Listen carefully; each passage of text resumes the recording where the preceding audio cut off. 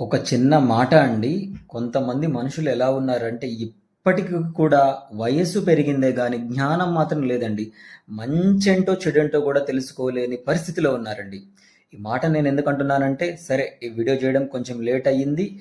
నాకు కొంచెం వేరే వేరే పనుల వల్ల బిజీగా ఉన్నాను. మొన్న జరిగిన హోలీ పండుగ రోజున ఒక పక్కింటి పిల్లవాడు దాదాపుగా అమ్మమ్మ వయసు ఉంటది ఆమెకి. అయితే సరదాగా హోలీ పూయడానికి రంగు నీళ్లు మీద చల్లడానికి వస్తే ఆమె వేడి వేడి నీళ్లు ఆ బాబు మీద పోసిందండి. వేడి వేడి మరుగుతున్న నీళ్లు ఆ బాబు మీద పోసింది. ఆ బాబు చర్మం అంతా కాలిపోయింది. ఇప్పుడు ప్రస్తుతం ఆ బాబు హాస్పిటల్లో ఉన్నాడు.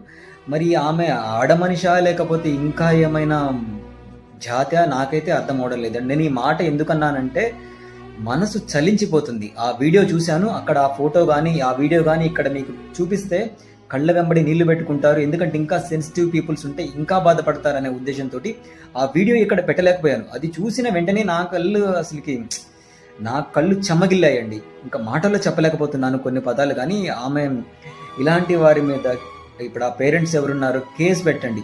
కేసు పెట్టి ఆమెను జైలుకి పంపేంత వరకు కూడా తిరుగుతూనే ఉండండి. ఆమెకి సరైన శిక్ష చట్టపరంగా పడేంత వరకు పోరాడండి సార్. ఆ తల్లిదండ్రుల బాధ వర్ణనాతీతం. సరదాగా హోలీ రంగు నీళ్లు పోయడానికి వచ్చాడని చెప్పి మరుగుతున్న నీటిని మీద పోయడం ఏంటో.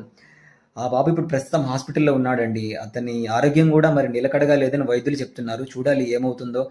మనమందరం కూడా ఆ బాబు ఆరోగ్యం బాగుండాలని మనమందరం కూడా ప్రార్థిద్దామండి.